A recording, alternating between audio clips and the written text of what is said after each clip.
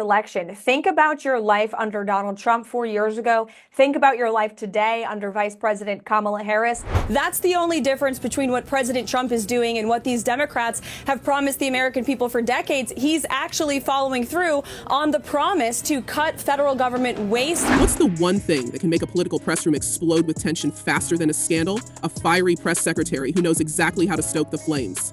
Enter Karoline Leavitt, the youngest press secretary in U.S. history, who has been turning heads and ruffling feathers since day one of her tenure in Donald Trump's second administration. And oh boy, did she deliver during her latest press briefing. From calling out Democratic lawmakers for their so-called violence-inciting rhetoric to defending the administration's sweeping government overhauls, Leavitt has once again cemented her place as the administration's most unapologetic mouthpiece. But what exactly went down in that room, and why is everyone talking about it? Let's dive into the drama. So oftentimes we were dealt with defending some of the things that he had said or done, and it made it difficult because we were pushing forth policies that were really, really good. It all started with a loaded question. Are Republican officials preparing to fight Democratic lawmakers in the streets? The room fell silent, all eyes on Leavitt, who coolly dismissed the claim as absolutely not, before pivoting to a scathing takedown of her political opponents.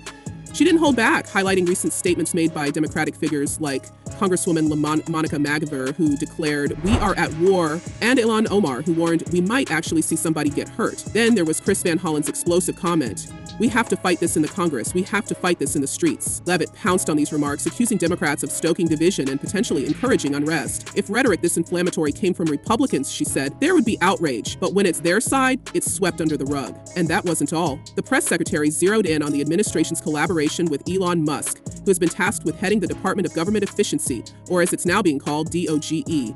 Musk's role, according to Leavitt, is to streamline federal operations, even if it means shaking up sacred institutions. Of course, Musk's involvement hasn't been free from controversy. Questions about potential conflicts of interest have dogged him, given that his companies hold lucrative government contracts. But Leavitt dismissed these concerns as baseless, emphasizing Musk's commitment to excusing himself from decisions where conflicts might arise. In the media, because I think it's a real fallacy that there's this alleged lack of transparency when it comes to Doge. President Trump and Elon Musk have been incredibly... Then came the elephant, or maybe the donkey, in the room, the administration's handling of illegal immigrants. Reports had surfaced claiming that some individuals detained under Trump's stricter immigration policies were being released with monitoring devices instead of being deported. Leavitt pulled no punches, explaining that only 461 individuals had been released out of over 8,000 detainees since Trump retook office. A mere 6%. She attributed this to practical challenges like insufficient detention space and medical considerations, and used the moment to call on Congress to boost funding for border enforcement. We have contracts upon contracts that we can send and provide this information to you. Let me be very clear. We are not trying to hide anything. If that wasn't enough to keep the room buzzing, Leavitt turned her attention to Gaza. The Trump administration's plan for the region, unveiled just days earlier, has been polarizing. The president has floated the idea of rebuilding Gaza while urging neighboring countries like Jordan and Egypt to temporarily house displaced Palestinians. Critics argue this plan lacks clarity, especially when it comes to funding and the potential involvement of U.S. military forces. While Leavitt maintained that no decision had been made about committing troops, she didn't entirely rule it out, leaving the press corps with more questions than answers. Leavitt emphasized that the president is a peacemaker and is working with allies to create lasting stability in the region. Well, the president has already taken a very strong stance on this issue this week with the signing of his executive order, a few executive orders in this space. It wasn't all international affairs, though. In a bold move, Trump signed an executive order that could have major implications for the 2028 Summer Olympics in Los Angeles. The order bans biological men from competing in women's sports, a decision that has sparked both praise and backlash. Leavitt defended the policy as a win for fairness in athletics, pointing to the public's overwhelming support for protecting women's sports. Leavitt argued that this isn't about discrimination, but about ensuring that women and girls have a level playing field. Leavitt did stop there. She announced that the administration was pulling millions of taxpayer-funded subscriptions to media outlets like Politico as part of a broader effort to cut wasteful spending. This is about making sure every dollar serves the American people, she explained. The move is part of Musk's DOGE initiative, which has also targeted controversial programs like USAID. While Democrats like Ilhan Omar have slammed these cuts as unconstitutional, Leavitt stood firm, insisting the administration had the authority to act unilaterally. Yeah, I mean, what we are witnessing is a constitutional crisis. We are seeing an executive branch that has decided that they are no longer going to abide by the Constitution. What really raised eyebrows, however, was the revelation that Politico wasn't the only media outlet under scrutiny. Leavitt hinted that other high-profile publications might also have their federal funding slashed, citing concerns over bias and a lack of accountability. This move has sparked a fiery debate online, with some applauding the administration's boldness while others accuse it of trying to silence the free press. The president believes in a free press, Leavitt clarified, but taxpayers shouldn't be footing the bill for partisan propaganda disguised as journalism. Naturally, this has left many wondering just how far the administration plans to go in reshaping the media landscape. We know that U.S. aid has support, not just with Democrats, but with Republicans.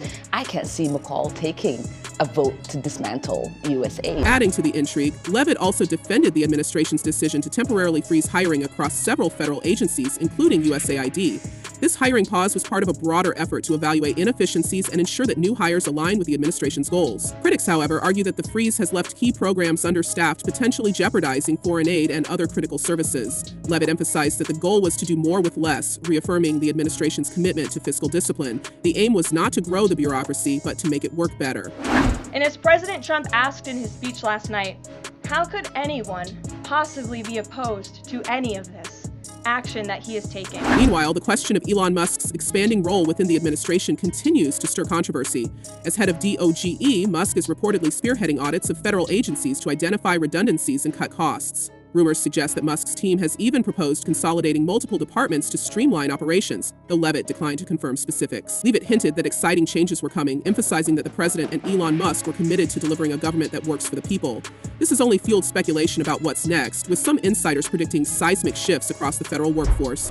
The behavior of Democrats last night was completely disgraceful and demonstrated how severely out of touch they are with the American public. And just when the briefing couldn't get more heated, Leavitt addressed the upcoming White House Correspondents' Dinner. The choice of comedian Amber Ruffin as this year's entertainer, a vocal Trump critic who once called him a toddler with his pants pulled down, had the room on edge. When asked if the president would attend, Leavitt smirked and said it was an interesting choice and that she would talk to the boss about it. Now, let's talk about the internet's reaction because, as you might expect, the comment section has been on fire.